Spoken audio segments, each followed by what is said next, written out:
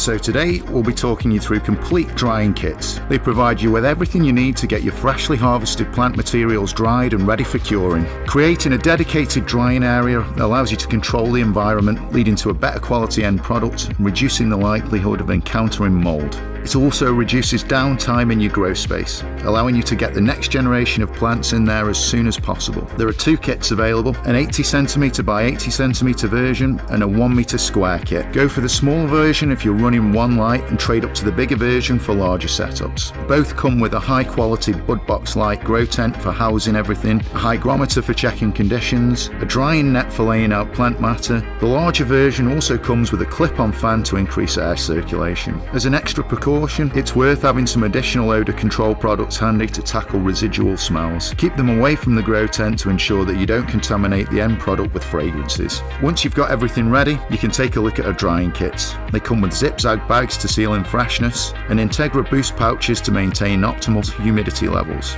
This ensures that the plant materials reach their full potential in terms of flavour and aroma. For more information, visit our website or come and see us in store.